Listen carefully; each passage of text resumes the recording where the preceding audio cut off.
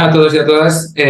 Seguimos con esta serie de entrevistas que empezamos hace unos meses y que, además de en este canal, ya sabéis que podéis recuperar en nuestras redes sociales, y si sois socios o socias de Global Humanitaria, la recibís también en nuestra revista en papel, así que bueno, en varios soportes. No me entretengo más. Y hoy es que tenemos una charla en la que podemos hacer un recorrido muy largo, pero además de plena actualidad, porque el mes pasado se cumplieron 2 años de la caída del gobierno afgano y la instauración del régimen talibán. Y hoy tenemos la suerte, yo tenía muchas ganas, además es un nombre que salió en la entrevista anterior con Gervasio Sánchez, tenía muchas ganas de conversar con Mónica Bernabé, que ya estáis viendo en pantalla, ella es periodista del diario Ara, y una de las voces más autorizadas, si no la más, creo yo, para trasladarnos lo que sucede en Afganistán. Una periodista, si no la conocéis, que ha vivido 8 años en este país y que además hace unos pocos meses volvió a visitar. Autora de libros como Crónicas de una ficción, Mujeres, que tengo por aquí, luego, Mónica, si te apetece hablaremos de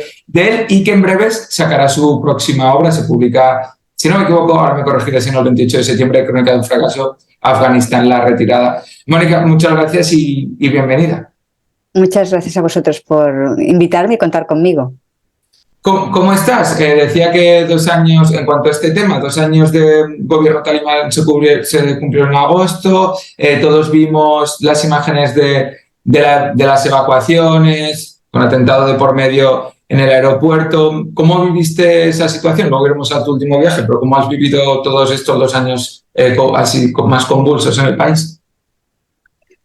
Bueno, yo cuando los talibanes llegaron al poder y que Afganistán, después de haber desaparecido los medios de comunicación durante años, ¿no?, desde que la mayoría de tropas internacionales se retiraron de Afganistán a final de 2014, Afganistán también desapareció del mapa y de los medios de comunicación. Entonces, cuando los talibanes llegaron al poder, primero la sorpresa de que consiguieran hacerse con el control de todo el país, porque nadie lo esperaba realmente. Aparte de eso, pues la gran sorpresa de que de golpe Afganistán interesaba a todo el mundo, ¿no? Que mi reacción o mi sensación, yo me preguntaba, bueno, ¿esto hasta cuándo va a durar, no? Este gran interés y esta gran solidaridad por la población afgana y por las mujeres en Afganistán que se demostró en ese momento, ¿cuánto va a durar, no? Y por desgracia, pues no me equivocaba, porque duró pocos meses y después no nos hemos vuelto a acordar de Afganistán. De vez en cuando sale alguna noticia puntual en que, bueno, se explica que la situación es cada vez más dramática y las mujeres pues se las ha encerrado casi en casa, pero digamos que no cala en la opinión pública. En ese momento sí, interesó mucho, pero ahora ya es como un tema que ha pasado de moda. Y ahora, en todo caso, si nos interesamos por algún conflicto, es el de Ucrania, ¿no? Esa es la gran pena, ¿no? De hecho, te quería preguntar precisamente, luego ya lo abordaremos, si te parece bien, por la importancia del foco mediático en este sentido. Pero al hilo de lo que estás diciendo, porque sí que es verdad, a mí me da la sensación que Afganistán es un país, o la problemática propia del país, que se ha trasladado, no sé, al resto de países de Occidente, pero en España, cuando ha habido momentos cruciales, pero que la gente no acaba de entender, o no acabamos de tener toda la información de los antecedentes de por qué se ha llegado a lo que estamos ahora. Si te parece bien, yo, para dibujar un poco el contexto y la gente que nos esté viendo también sepa de dónde venimos, tú me corregirás si me equivoco, pero si nos retrocedemos a 1979, con la invasión soviética, bueno, y la creación de un nuevo Estado democrático en Afganistán, hay esta facción soviética con una parte del gobierno, y luego los mujahidines, que son el origen de los talibanes, apoyados por países como Estados Unidos, un episodio más de la Guerra Fría, y esto dura hasta 1989. Ahí la URSS se va, aparece o se produce una guerra civil, hasta el 96, que se vive un quinquenio talibán, ¿no? Diríamos el primer.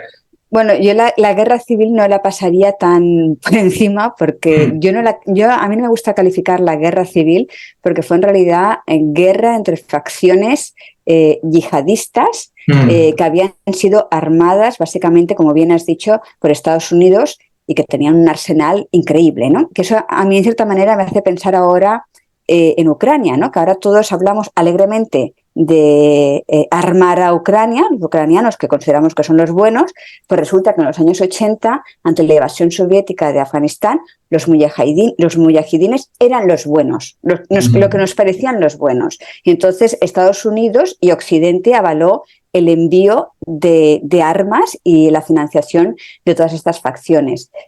Cuando se retiraron las tropas soviéticas en el año 89, estas facciones entonces empezaron a luchar por ellas, entre ellas, para conseguir el control del gobierno afgano.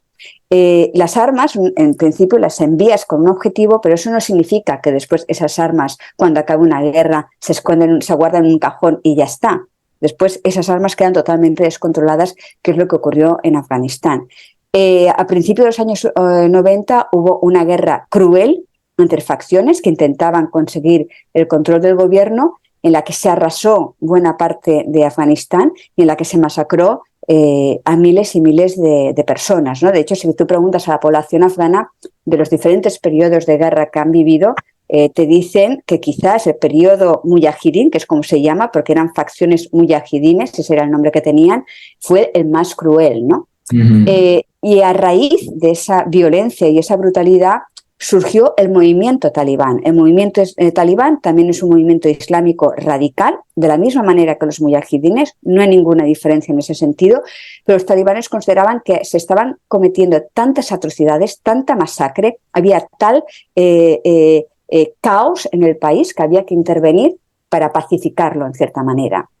Y de hecho, ante la llegada de los talibanes, Estados Unidos y Occidente inicialmente no puso ninguna pega. Esto es 1996, ¿no? Para situar un poco. Exactamente, eso es el año 1996. No pusieron ninguna pega porque, comparado con los mujahidines, pues los talibanes parecía que, bueno, no estaban tan mal. Tenían sus cosas, tenían sus normas estrictas y su interpretación sui generis del Islam, pero bueno, en las zonas controladas por ellos había una cierta paz, ¿no? Y eso hizo que estos mujahidines quedaran relegados al norte de Afganistán. Los talibanes llegaron al poder, estuvieron 5 años en el poder, volvieron es decir, retiraron de la vida pública a todas las mujeres.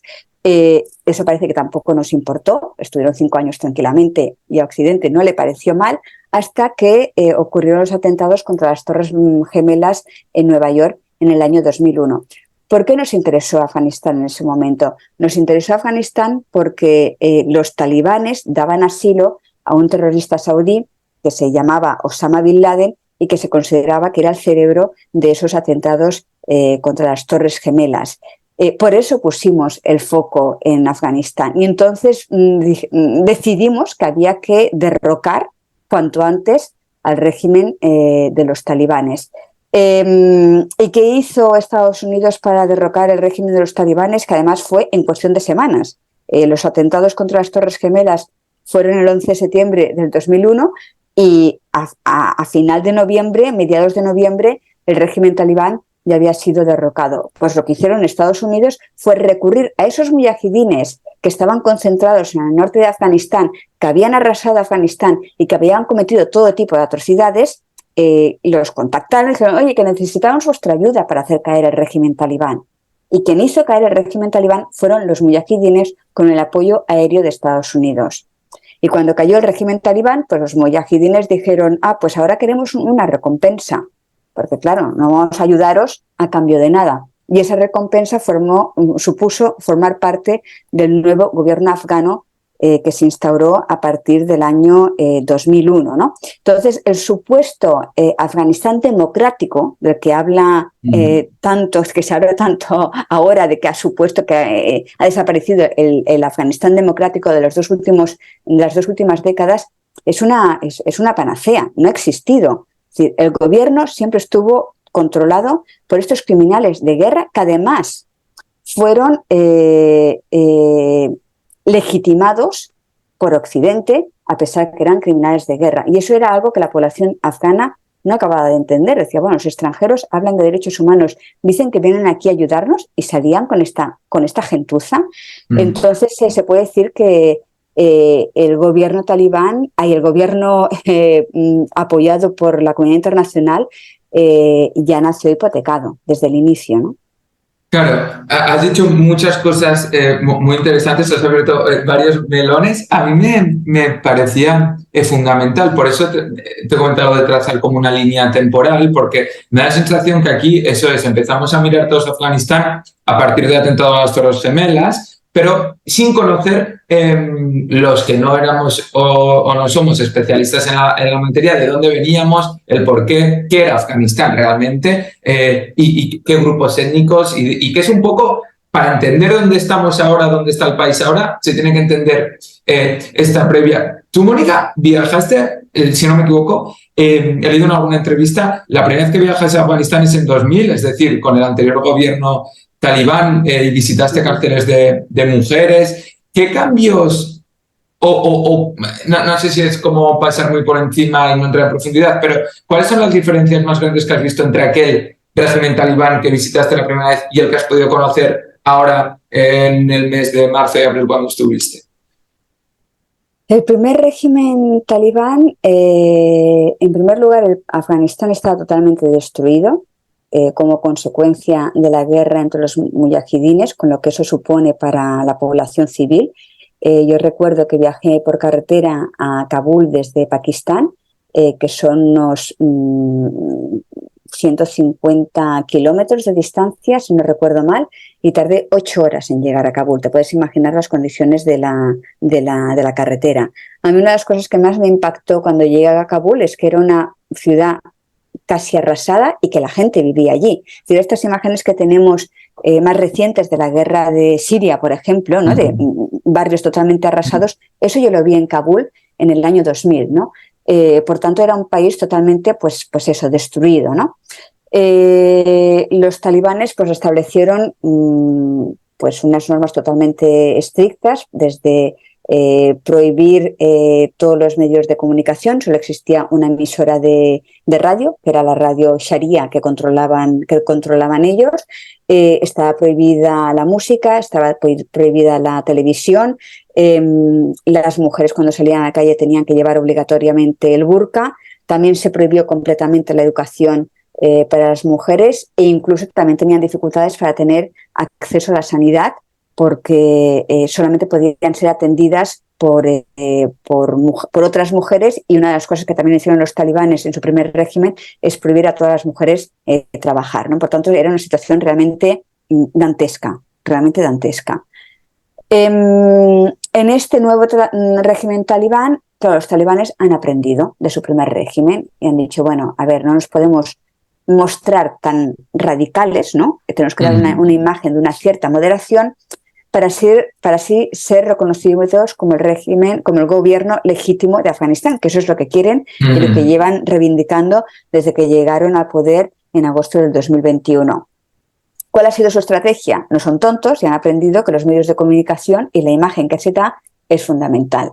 Cuando llegaron al poder en agosto del 2021, sabían que jugar un buen papel en los medios de comunicación, eso iba a ser clave. Yo viajé a Afganistán entonces, a final de agosto del 2021, y a mí me sorprendió, por una parte, y la manera de actuar de los talibanes. Para mí me resultaba más fácil trabajar en ese momento con los talibanes en el poder que con el anterior gobierno afgano. Era mucho más fácil, te daban facilidades para todo, para moverte, para buscar información. Había un montón de periodistas extranjeros, aquello parecía casi un parque temático, que veías periodistas hasta subidos en los vehículos militares de los talibanes, paseando, filmando, los talibanes posando ante las cámaras, que yo no daba crédito. Es decir, eran como los buenos. Nosotros venimos aquí a salvar a Afganistán, a realmente liderar un gobierno que sea para la gente en Afganistán. Es decir, por una parte los talibanes han aprendido a utilizar los medios de comunicación. Es decir, intentan dar una imagen de moderación. ¿Eso significa que haya libertad de prensa? No.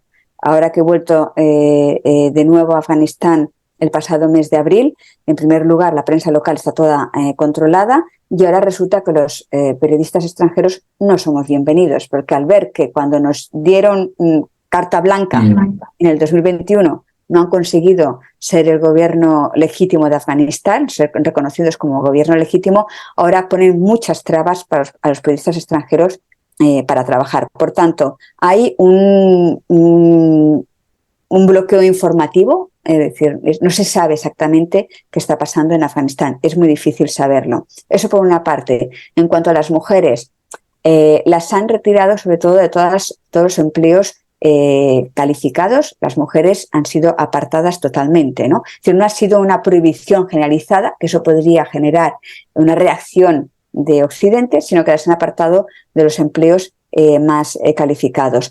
No han establecido el burka como obligatorio a la hora de salir a la calle, pero qué casualidad, todas las mujeres que salen a la calle de Afganistán deben llevar una mascarilla. Entonces, no es de que haya un brote de coronavirus en Afganistán permanente, sino que ahora les dicen que tienen que llevar mascarilla. En cuanto a la educación, las niñas pueden estudiar hasta los 12 años, pero a partir de los 12 años se prohíbe completamente a las mujeres y a las jóvenes estudiar. Entonces, claro, no se puede decir que han prohibido la educación completamente a las mujeres, porque las niñas pueden estudiar hasta los 12 años. Se han utilizado estrategias para dar una imagen de que nosotros no somos tan malos como parecía y somos moderados, cuando en realidad están fomentando el fundamentalismo. Miras los medios de comunicación afganos y yo me quedé totalmente parada cuando fui en abril. En las televisiones no salen mujeres, no sale ni una sola mujer. En todos los programas solamente salen hombres, no salen voces de mujeres, solamente voces masculinas, y la información que te encuentras es básicamente información sobre religión, islamismo y poco más. Se está fomentando la islamización aún más de la población afgana, ¿no? Claro, aquí hay varias cosas, porque hablas del reconocimiento internacional, que es lo que parecían que buscaban en 2021, abriendo un poco el poder trabajar vosotros la prensa internacional. Pero claro, en el primer régimen talibán le reconocen 3 países, Arabia Saudí, Emiratos Árabes, creo que sí, Pakistán, ahora de momento ninguno. Pero lo que a mí se me escapa, a ver cómo lo ves tú, han pasado únicamente 2 años, no han conseguido ese reconocimiento, pero ahora cuando has vuelto no has tenido una acreditación de prensa. Parecía al inicio que segregaban en las aulas en las universidades, pero las mujeres podían ir, ahora está claro que no, y ya no es la universidad, sino no pueden acceder a esa educación secundaria. Es decir, que parece que poco a poco, como decías tú, la mujer también va a desaparecer de la vida pública, que poco a poco se van cumpliendo un poco los peores pronósticos, que igual al inicio, con ese pequeño atisbo de aperturismo, había ahí un hilo de esperanza. No sé si ya preveías que pudiese pasar esto. ¿Te sorprendió, por ejemplo, no tener acreditación la última vez? Me sorprendió no tener acreditación la última vez, básicamente porque, yo trabajo para el diario Ara, que me guste o no, tampoco es un diario que tenga tanta repercusión. Además es un periódico que tiene la web en catalán y en castellano, pero básicamente se publica en catalán en la edición de papel, ¿no? Entonces yo pensé, bueno, yo no soy el New York Times, que entiendo que al New York Times le puedan poner pegas, porque lo que publica el New York Times tiene una repercusión total en todo el mundo, ¿no?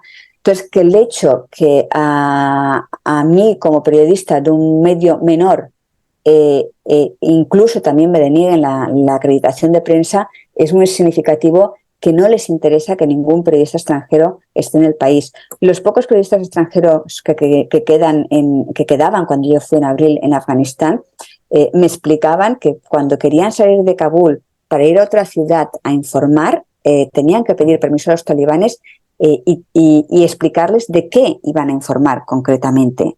Y tenían que tener una carta, llegar a otra ciudad, ir a la gobernación municipal y recibir el permiso para moverse por esa ciudad. Por tanto, hay un control total de lo que ocurre en el país, ¿no? Y es muy difícil pues saber realmente la situación, ¿no? Por una parte, por la falta de informadores sobre el país y de libertad de prensa, y por otra parte, porque es que Afganistán ha desaparecido del foco internacional. No interesa, ¿no? Ese también es el grave problema. Y por tanto, si no hay información, la impunidad aún es más fácil y más generalizada, ¿no? Claro, el tema de la información es curioso porque lo que dices tú, pues hace 2 años en los informativos era continuamente teníamos acceso a esa información, también entiendo por la facilidad de trabajar que explicabas. Ahora que se cumplen 2 años, aprovechando la efeméride, sale alguna noticia más. Tú sí que publicaste serie de reportajes que, por cierto, podéis encontrar en Internet, pero yo de esto del foco de información también, del foco mediático, también se me desprende una pregunta, porque durante los 8 años entre 2006 y 2014 que viviste tú, yo aquí te he escuchado decir, bueno, y además el trabajo de mujeres con que tengo aquí, publicado por Bloomberg, también poníais el foco y el acento en la violencia que recibían las mujeres. Es decir, esto no es una cosa nueva, la violencia doméstica ha existido todos estos años, por lo que he ido leyendo en tus trabajos estos años. En ese momento, la comunidad internacional, por ejemplo, con vuestro libro, que luego también tuvo continuidad en una exposición, ¿la comunidad internacional o la sociedad occidental, tú crees que se estaba... No es una pregunta que te esté llevando yo a la respuesta, de verdad que no la sé, que se estaba preocupando por eso? ¿Es una cosa que nos preocupa en momentos de highlight de noticia? Yo creo que a la comunidad internacional, a la Unión Europea, que nos toca además cerca, porque la comunidad internacional parece como muy etérea, yo creo que nunca se ha preocupado por la situación de las mujeres en Afganistán ni por la población afgana en general. Es decir, en el momento que tú pactas con criminales de guerra que han arrasado Afganistán y han matado a miles de personas, para que formen parte del gobierno y de las instituciones afganas, ¿qué interés tienes por la población local? Yo creo que cero. Yo siempre pongo el mismo ejemplo para que la gente se haga una idea de lo que estamos hablando cuando se dice pactar con criminales de guerra.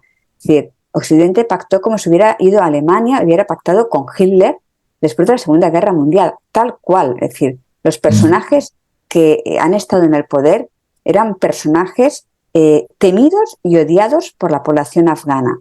Y con esos personajes ha pactado. ¿Realmente se quería impulsar un cambio en Afganistán? Yo creo que realmente no. Se quería quitar a los talibanes de en medio, se quería quitar a la red terrorista Al-Qaeda de en medio, se quería fomentar la industria armamentística, que también ayudó en ese momento a fomentar la industria armamentística, la presencia occidental en Afganistán, de la misma manera que la guerra en Ucrania ahora también está ayudando muchísimo a la industria armamentística. Y por otra parte, Afganistán está situado en un lugar geoestratégico de mucho interés, sobre todo para Estados Unidos. Por una parte, en el oeste hace frontera con Irán, que antes, ahora nos hemos olvidado también de Irán, pero Irán también antes era el más malo del más malo. Por tanto, a Estados Unidos tener bases militares cerca de la frontera con Irán, bases en Afganistán cerca de la frontera con Irán, le interesaba muchísimo. También tener a Pakistán en el otro lado, que es el único país musulmán con la bomba atómica, pues también era muy interesante. Y por el norte, pues tenían Turkmenistán, que es una antigua república soviética donde se concentran una de las principales reservas de gas del mundo, y hay años que se habla de construir un proyecto, un gasoducto para exportar ese gas. También resultaba interesante, e incluso también Afganistán tiene una pequeña frontera con China, ¿no? El gran poder económico que hace sombra a otros países occidentales, ¿no? Por tanto, allí se concentraban muchos intereses en el momento de la intervención en Afganistán, pero básicamente el mayor interés es que la red terrorista Al-Qaeda no nos salpica a nosotros. Ese fue el interés. Básicamente ese. De la misma manera que cuando el Estado Islámico surgió en Irak y Siria, el único interés es que los atentados no nos salpicaran a nosotros. Cuando los atentados llegaron a Europa o llegaron incluso a España por parte del Estado Islámico, que yo ya estaba viviendo en Italia en ese momento y después me trasladé a vivir aquí a Barcelona, y que se cerraban las puertas a los refugiados afganos, a mí me sorprendía, porque cuando había un atentado del Estado Islámico todo el mundo se ponía las manos en la cabeza y que era un desastre, y yo pensaba, pero es que los refugiados afganos están huyendo de una situación similar y se les cierran las puertas. ¿Por qué un atentado aquí tiene más importancia que un atentado en Afganistán o en cualquier otro país, ¿no? Eso es lo que también nos tenemos que plantear, ¿no? Básicamente, la intervención en Afganistán fue por un interés propio, tal cual. Y desgraciadamente yo soy muy pesimista y creo que Afganistán no nos va a volver a interesar hasta que no vuelva a surgir, porque Afganistán, es lo que he comentado antes, cada vez se está fomentando más el islamismo radical. Y es un país que está, partes del territorio está fuera de control. Tú no sabes. También tiene presencia el ISIS también. También tiene presencia el ISIS, es decir, tú no sabes lo que se puede criar allí dentro. Entonces, posiblemente nos volvamos a acordar de Afganistán cuando un grupo terrorista que se haya formado allí, pues haga un atentado en Occidente. Diríamos, uy, Afganistán, que están los talibanes, qué problema más grande. Y pobrecitas las mujeres afganas, también nos acordaremos entonces de las mujeres afganas. Pero antes dudo, sinceramente, que nadie se interese por lo que ocurre actualmente en Afganistán. ¿El ciudadano o la ciudadana afgana tiene imposible salir del país, el que tenga los recursos para hacerlo? Lo tiene muy difícil para salir del país porque, en primer lugar, necesita un visado para ir a algún país limítrofe, por carretera o por avión. Y es muy difícil, básicamente sería Pakistán o Irán, y es muy difícil actualmente conseguir un visado. Se están vendiendo visados en el mercado negro por $300, $400, depende de la situación. Y un país occidental ya ni te cuento, ¿no? Es casi imposible. Ningún país occidental, después de esa gran evacuación, todo el mundo corriendo en agosto del 2021, ningún país occidental, excepto Japón, ha vuelto a reabrir sus embajadas en Afganistán. Por tanto, ir a picar a la puerta de una embajada de un país occidental, inviable.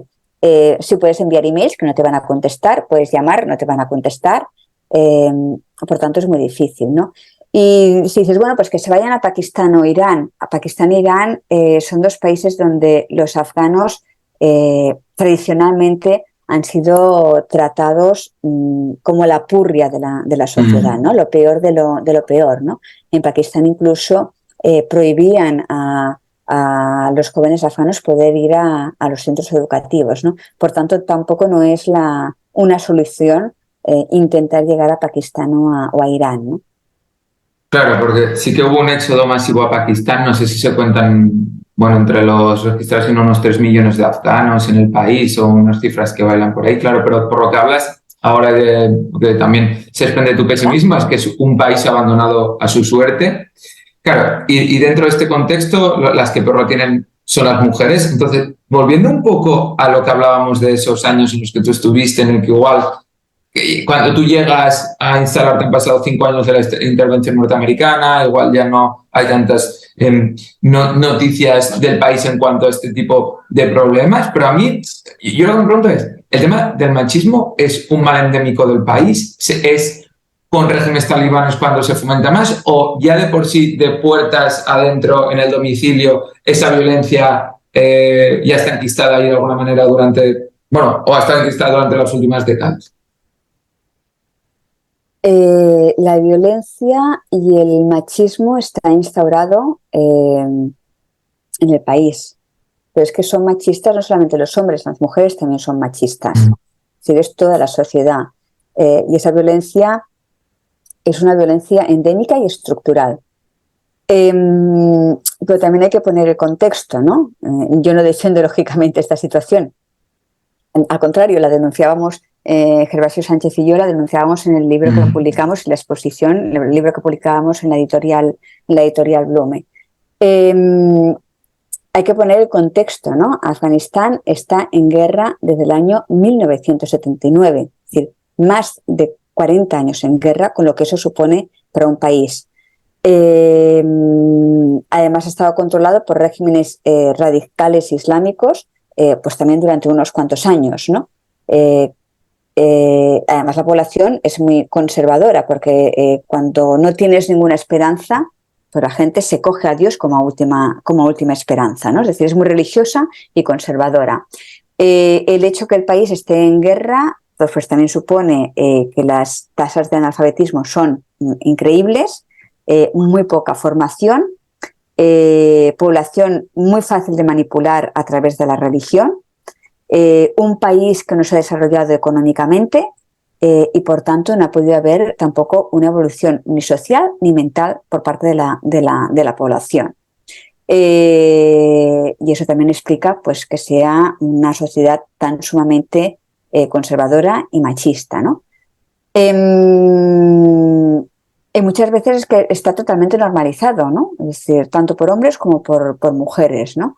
Y además también la guerra, vivir en un país en guerra, también haces que normalices la violencia. Yo recuerdo que después de la caída del primer régimen talibán, era normal ir por Kabul y que bueno, y ahora vuelve a ser también en cierta manera normal, que un guardia urbano parara a un conductor y le diera un bofetón. Si se saltaba, cuando decían que se parara o no se parara, iba y le daba un bofetón al conductor. Era la cosa más normal. La violencia estaba instaurada. Ahora, en el último viaje que he hecho a Afganistán, los guardias urbanos en el centro de Kabul tienen unas porras súper largas que cuando los coches no se paran cuando ellos dicen, dan golpes contra la carrocería del coche. Y nadie se queja, ¿eh? Es decir, el guardia urbano te está golpeando la carrocería del coche y se considera normal, ¿no? Por eso se normalizan situaciones que no son normales, ¿no? Por tanto, siempre hay que entender Afganistán entendiendo el contexto, porque es muy fácil opinar y juzgar tranquilamente desde el sofá de nuestra casa en un lugar donde tenemos electricidad 24 horas al día, que no pasa eso en Afganistán, donde sales y tienes tus calles asfaltadas, que no ocurre eso en la mayoría de ciudades de Afganistán, y donde tienes tus derechos digamos, reconocidos y preservados, ¿no? Eso no ocurre en Afganistán. Por tanto, hay que ponerse en el contexto y eso también se explica esta situación de violencia y de discriminación total hacia las mujeres, ¿no? Señalabas el analfabetismo. ¿Esta violencia machista es transversal? Es decir, ¿depende de la clase social en la que estés o depende de tu formación académica o es una cosa, o sea, que no va por ahí, que está totalmente extendida, independientemente de eso? No va por ahí, como tú dices, está totalmente extendida y de hecho en el libro que publicamos de mujeres intentamos mostrarlo, ¿no? Porque, por ejemplo, también recogemos testimonios pues, de mujeres que son conocidas en la vida, o que eran conocidas en la vida pública en Afganistán y que participaban en la vida pública antes de la llegada del nuevo régimen talibán, incluso diputadas en el Parlamento, que cuando rascabas en su vida privada y en su casa, pues también sufrían esa violencia machista, ¿no? Por tanto, no entiende ni de clases sociales ni tan solo diferencia entre zona rural o zonas urbanas. Es decir, la situación... En todos los testimonios que nosotros recogimos fueron en zonas urbanas y son testimonios que ponen los pelos de punta, pues os podéis imaginar en zonas rurales donde aún la formación es menor y las ayudas son menores, que aún la situación será mucho peor, ¿no? Y una pregunta que entiendo que la tendrás como muy naif, pero ¿cómo se puede solucionar esto o hay solución a esto en cuanto al trato o a la calidad de vida de la mujer en Afganistán? No atisbas un horizonte en cuanto... Bueno, actualmente yo creo que es difícil de solucionar. En primer lugar, porque el país está controlado por un régimen fundamentalista y que viola sistemáticamente los derechos humanos. Entonces, eso ya de entrada, ¿no? Mientras la comunidad internacional tuvo presencia en Afganistán, porque hay que recordar que más de 50 países desplegaron tropas en Afganistán, y también hay que recordar que el gobierno afgano dependía casi al 100% de la ayuda económica de la comunidad internacional. Yo creo que se podría haber hecho muchas cosas y se podría haber presionado para que se hubieran hecho avances en ese sentido, ¿no? Te pongo un ejemplo, ¿no? Los matrimonios infantiles son algo muy habitual en Afganistán. a pesar que la ley, porque sí que se aprobaron leyes, dice que las mujeres no se pueden casar antes de los 16 años. Eso está muy bien sobre el papel, a la práctica nadie cumple nada. ¿Por qué? Porque cosas tan básicas en Afganistán como registrar a una criatura cuando nace, no se hace. Y no se hizo nada para que hubiera un registro de saber cuántas criaturas nacen cada año. Por tanto, si tú no sabes ni la edad que tienes, porque cuando preguntas a un afgano, muchas veces no te dice tendré 23, 26, ni ellos saben la edad que tienen, ¿cómo puedes saber si esa ley se está cumpliendo? Eso ya, de entrada. Cosas tan básicas como eso no se hicieron. Cosas tan básicas como que en caso que registres a tu criatura cuando nace, hasta el año 2019 el registro solo ponía el nombre del padre. El nombre de la madre no figuraba en el registro de la criatura. Es decir, ya estás anulando a la madre a tener ningún derecho sobre la criatura. Y todo eso ha estado pasando durante los 20 años de presencia internacional. Y nadie, es decir, son pequeños detalles que demuestran el poco interés que ha habido por revertir una situación de anulación de la mujer y que la mujer fuera pues un ciudadano de segunda, ¿no? Que es lo que ha sido siempre en Afganistán.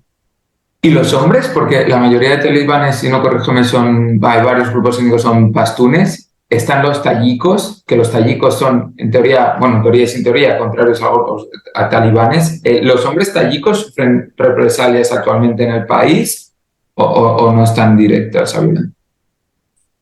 Bueno, en Afganistán hay diferentes etnias. Los pastunes son los más numerosos, están los tayikos, están los uzbekos, están los hazaras. En principio, no hay una represión contra una etnia concreta. Tal vez los hazaras sí que son los que se llevan la peor parte, pero básicamente porque los hazaras son musulmanes chiíes y no musulmanes suníes como el resto de la población. Son una minoría en Afganistán y eso ya les hace el blanco de los ataques, muchas veces o de los talibanes o incluso del Estado Islámico, ¿no? Pero en principio la discriminación es generalizada, es igual que seas pastún, tayiko, uzbeko o lo que seas, ¿no? Voy controlando el tiempo, Mónica, y llegando un poco a la recta final. Jessica, hay una cosa que te quería preguntar, porque, bueno, insisto en que busquéis los artículos de este pasado. ¿Salieron en abril? ¿Salieron? Si no me equivoco, la serie de artículos del reportaje para el diario Ara. Y hay uno en concreto, ahora no recuerdo si es el primero o el segundo cuando me los leí, se hace el trayecto de Kabul a Kandahar, que para quien no sepa, Kandahar en el primer régimen talibán hacía las funciones de capital del régimen talibán. Y esa carretera que une Kabul, la capital del país, con Kandahar, era una carretera que durante la guerra era realmente peligrosa, donde había emboscadas de manera habitual. ¿Cómo fue ese trayecto? ¿Cómo lo viviste tú, además, en el Afganistán actual? ¿Y cómo fue ya no solo el trayecto, sino tu sensación en Kandahar al llegar? Pues para empezar, como has comentado, cuando fui a Afganistán en el último viaje me denegaron la acreditación de prensa y los talibanes me invitaron amablemente a irme del país, ¿no? Que ahí ya tuve dudas, pensé, bueno, ¿me voy o me quedo, no? Claro, a mí cuando me denegaron la acreditación de prensa, más ganas me quedaron de quedarme. Claro. Porque dices, bueno, si no quieren que esté aquí es porque tienen algo que esconder, ¿no? Que no quieren que vea, ¿no? Aunque, lógicamente, tuve muchas dudas de qué hacer. Finalmente decidí quedarme. Debo decir que el hecho de ser mujer, en este caso, jugó a mi favor, ¿no? Yo en Afganistán, todos los años que he vivido y todas las veces que he ido a Afganistán, siempre he vestido como una afgana, ¿no? Por tanto, a simple vista, a mí no se me reconoce que soy extranjera, si no abro la boca, lógicamente. Y ahora con esta nueva norma talibán, que las mujeres tienen que llevar mascarilla, pues claro, yo vestida de afgana y con mascarilla, ya me dirás tú, ¿quién me va a reconocer a mí como extranjera? Nadie. Ir a Kandahar, claro, los periodistas extranjeros que estaban allí legalmente, digamos, en Afganistán y con los que hablé y que ya me habían dicho que para viajar a cualquier ciudad había que pedir permiso, claro, si yo no tenía acreditación de prensa, no podía pedir permiso y podía tener serias dificultades y problemas si me iba a Kandahar. Por suerte, tengo gente que conozco desde hace muchos años en Afganistán, en la que confío totalmente, en la que además una de esas personas, la persona que me hacía de traductor, estaba viviendo en Kandahar, tenía un piso en Kandahar, por tanto me dijo, es que no tienes que irme a un hotel, te quedas en mi casa, o sea, nadie va a saber que estás en Kandahar, ¿no? Entonces yo pensé, bueno, pues ¿por qué no? Voy, ¿no? No puedo perder una oportunidad así, ¿no? Entonces fui en un coche afgano, además el conductor, que de tonto no tiene un pelo, se llevó a sus 2 nietos adolescentes, por lo tanto yo iba en la parte de atrás con sus 2 nietos adolescentes y parecíamos pues una familia feliz que viajaba de Kabul a Kandahar. Sí que había controles talibanes en el camino, que pararon el coche, pues todos los coches los paraban. Al creer que éramos una familia, ya es que te facilitan el paso. O sea, y nunca te han interpelado a ti. No. Es muy difícil. Normalmente no se habla con las mujeres, ¿no? Es decir, el hecho que sea un país tan machista y también conservador, es muy difícil que los talibanes se dirijan a una mujer. Tendrían que sospechar algo, ¿no? Entonces a mí me dirigen la palabra, ¿no? Y el hecho de parecer que es una familia como que te facilita el paso. Lo que me llamó muchísimo la atención es las condiciones de la carretera, porque estaba pues el asfalto levantado, pues es que era increíble, ¿no? Yo qué sé, es que no sabría decirte las distancias, pero cada pocos metros, cada pocos centenares de metros te encontrabas el asfalto levantado de artefactos explosivos que los talibanes ponían en la carretera, sobre todo hay unas canalizaciones de agua por debajo del asfalto, ¿no? Para que pase el agua de la lluvia, pues los ponían las canalizaciones, los artefactos explosivos en esas canalizaciones y claro, pues la carretera quedaba destrozada, ¿no? Entonces, viendo el estado de la carretera, podías entender la virulencia, ¿no?, de los ataques talibanes y la dificultad por parte de las tropas internacionales de poder controlar el territorio. Incluso, pues, al lado de la carretera, ¿no?, siguiendo el trayecto de la carretera, pues muchas torres de alta tensión o con los cables totalmente caídos, también como consecuencia de los ataques de los talibanes, o simplemente sin cables, porque no se pudo hacer la instalación eléctrica como consecuencia de los ataques de este grupo fundamentalista, ¿no? A diferencia de entonces, sí, la carretera estaba mal, pero ahora viajar de un lado a otro por Afganistán, pues es la mar de seguro, porque quien protagonizaba los ataques, que eran los talibanes, básicamente, ahora ellos están en el poder y al contrario, son ellos los que te vigilan la carretera, ¿no? Por tanto, seguridad 100%, ¿no? En Kandahar, Kandahar se considera como la capital de los talibanes, ¿no?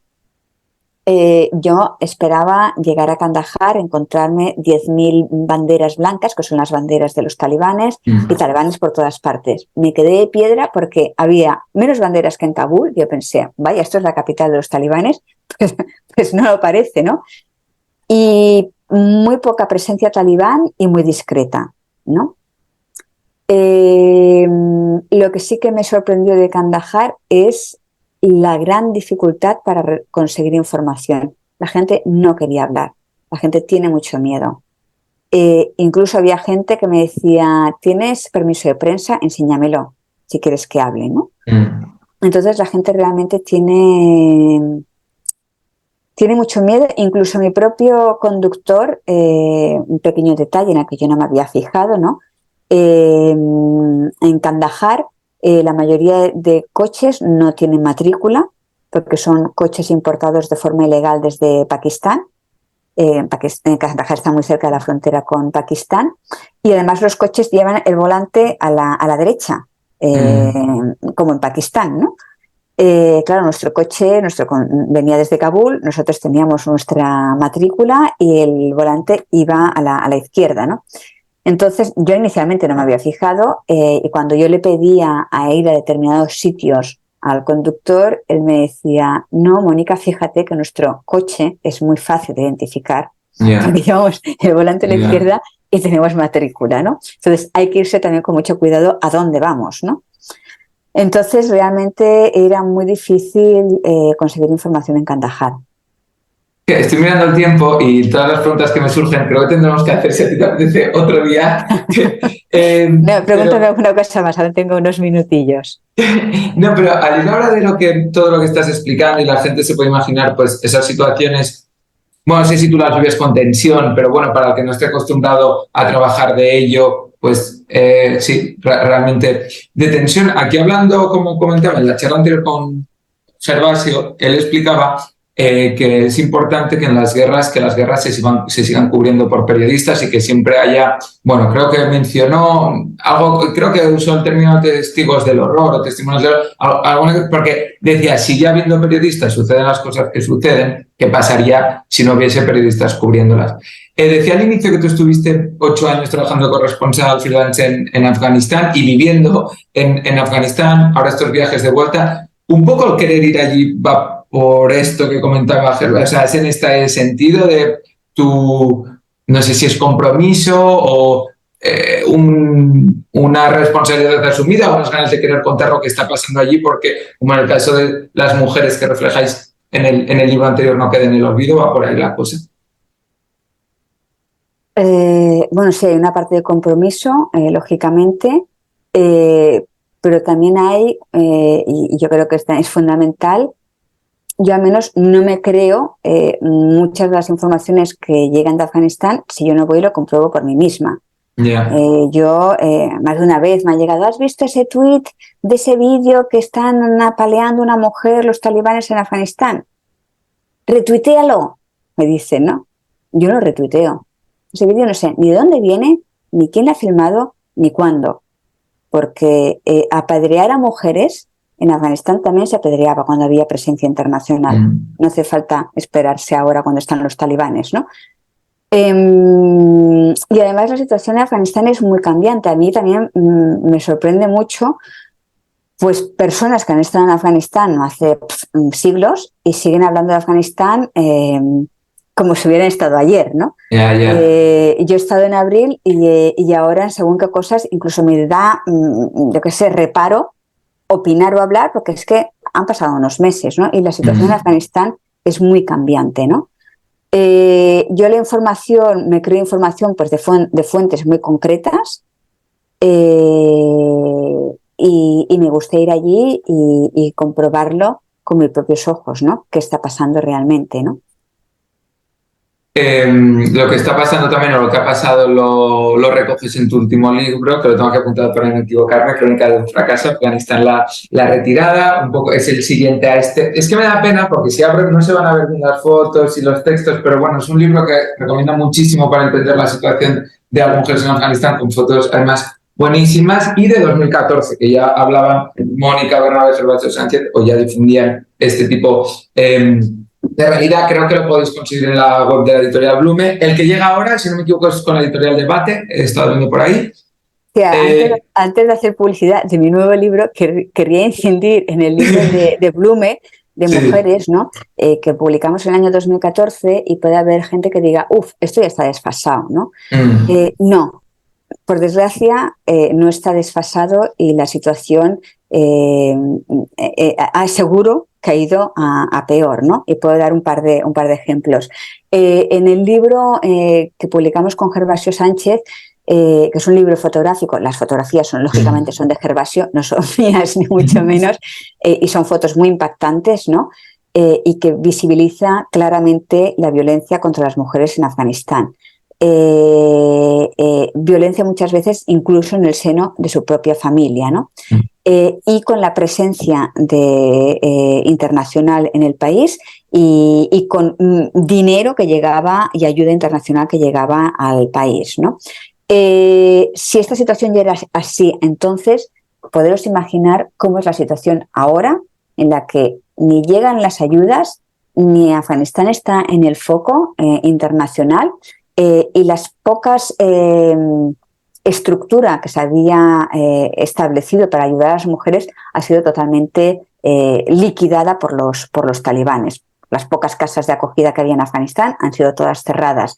Yo qué sé, hay testimonios de mujeres que se han intentado quemar a lo bonzo en Afganistán, suicidarse de esa manera. Pues ahora, yo la última vez que fui a uno de los hospitales que atendían a estas mujeres, no llegaban mujeres. ¿Qué pasa? Que ahora las mujeres ya no se suicidan, sino es que ya las familias ni las llevan al hospital por temor del trayecto para llegar hasta el hospital. En cuanto a mi nuevo libro, que se llama Crónica de un fracaso, que es como una continuación cronológica del primero, es decir, arranca desde el año 2012, que es donde llegué con el primer libro. Entonces explico la evolución del país desde el 2012 hasta el 2023, hasta mi último viaje a Afganistán, ¿no? Entonces lo que muestro es que esa gran sorpresa que tuvimos en el año 2021, que, sorpresa, los talibanes llegan al poder, Afganistán es un desastre. No. Perdonen ustedes, pero esto ya se iba, desde la retirada de la mayoría de las tropas internacionales, el país ya iba de mal en peor y no prestamos ningún tipo de interés, ¿no? Eso es lo que intenta reflejar el libro. También muestra el cinismo con el que actuamos desde Occidente, ¿no? Que hacemos discursos muy bonitos a favor de los derechos humanos, pero que después en la práctica nos los pasamos en el forro. Al menos yo puedo hablar de Afganistán porque lo he visto con mis propios ojos, ¿no? Y después también el libro está escrito en primera persona, de la misma manera que mi primer libro, y explico mi experiencia como periodista y como, más allá de periodista, como una persona que ha vivido casi 8 años en un país en guerra, ¿no? Que quieres o no, siempre te pasa factura, ¿no? Y hago un poco explico mi propia experiencia, lo que me ha ocurrido a mí, y quiero que la gente reflexione también sobre lo que... si eso me ha pasado a mí, que yo he sido una simple observadora, a mí no me ha pasado nada en la guerra, ni he perdido, no he resultado herida, ni he perdido mi casa, ni he perdido a ningún ser querido, ¿no? Pues que la gente reflexione la situación de todas esas personas refugiadas que huyen de un país en conflicto, que dejan atrás su casa, que dejan atrás su país y que han sufrido cuál es su situación psicológica y a la que tampoco no le hacemos ningún caso, ¿no? Entonces, el libro pues intenta y también pues cuestiona mucho pues la profesión periodística, ¿no? Es decir, que ahí hagáis un cóctel molotov bastante considerable, ¿no? A ti, ahora que decías esto, ya cerramos, ¿te costó adaptarte? Si ya, no sé si eso es un proceso muy largo o interminable, adaptarte otra vez a la vida occidental después de tantos. En cuanto a las cosas negativas, por lo que dices tú, de banalidades a las que topicazos, pero que son ciertos, banalidades a las que les damos importancia, y cuando vives en un país con contextos así, te das cuenta de que son estupideces, o lo que acabas de mencionar, que me parece muy acertado, si yo sin haber sufrido violencia directamente, luego me va a costar volver, para la gente que abandona su casa de manera forzosa y con todos los traumas que provoca una situación de este tipo, sea un conflicto bélico o otro del estilo. ¿Cómo fue tu experiencia al volver, o cómo está siendo después de estos años? Ahora por suerte ya estoy totalmente recuperada. Acostumbrarte a la buena vida, como digo yo, te acostumbras rápido. Es decir, yo no tengo ningún inconveniente de tener electricidad 24 horas y poder salir por la calle o tomarme algo en un bar o una terraza. A eso me he adaptado muy fácilmente y muy rápido, ¿no? Sí que me dan rabia, antes me daban más, ahora ya, intento canalizarlo mejor, pues muchas situaciones, al menos en mi profesión, me cuestionaba, ¿en serio tengo que informar sobre esto? ¿Esto se considera importante? O cuando oigo noticias o la importancia que se da en las noticias o en las tertulias de radio a muchos temas, digo, ¿en serio? ¿De esto es de lo que tenemos que hablar y dedicar nuestra atención? Y después, más allá de eso, pues quieras o no, pues vivir en un, y lo explico en el prólogo de mi nuevo libro, ¿no? Vivir en un país en guerra en el que vas viendo desgracias constantemente y que normalizas la situación porque la acabas normalizando, esas desgracias pues te van empapando sin darte cuenta y te van calando al final, que es lo que me pasó a mí. A mí me diagnosticaron una depresión, estuve en tratamiento psiquiátrico y psicológico durante 4 años y bueno, salir de ese pozo, pues realmente cuando caes en un pozo así, es muy difícil salir. Hay salida, la prueba soy yo, ¿no? Pero bueno, te hace reflexionar sobre muchas cosas, ¿no? Entonces, yo siempre pienso en eso, ¿no? Si a mí me ha pasado eso, que me puedo considerar que tengo una vida privilegiada, ¿no? Pues, ¿qué situación pueden estar viviendo pues muchísimas personas refugiadas que tal vez intentamos cubrir de aquella manera, porque tampoco la cubrimos, de que puedan tener un lugar donde vivir más o menos, ¿no? Y a lo mejor, con suerte, pueden conseguir un trabajo, pero toda esa carga psicológica, vamos, es que ni la planteamos directamente, ¿no? Entonces, bueno, me gustaría que también sirviera para que la gente reflexionara sobre eso, ¿no? ¿Tienes pensado volver? Si hay fechas, no, pero ¿te gustaría o tienes pensado entre tus próximos trabajos hacer algo? Bueno, esa pregunta sí es la pregunta del millón. Me la han preguntado me la han preguntado 1000 veces. No eres original. He sido muy original ahora. No lo sé. Bueno, he vuelto. Yo estuve viviendo en Afganistán hasta finales de 2014. Regresé en el año 2016, 17, 19, 21 y 23. Es decir, ya he regresado en 5 ocasiones, ¿no? ¿Regresaré? Pues no lo sé, pero por la tendencia que tengo muchos números, ¿no? Tal vez que regrese. Bueno, Mónica, pues muchas gracias. Estaremos pendientes ya no solo de si regresas a Afganistán de todos los trabajos que vas publicando en ARA, el libro que saldrá ahora el 28 de septiembre. Y como te decía, ojalá podamos volver a juntarnos un día, porque se me han quedado muchas preguntas en el tintero, pero yo creo que has hecho una radiografía súper útil para todos nosotros para entender un poco mejor lo que está pasando. Así que, Mónica, muchas gracias por este rato. Muchas gracias a vosotros.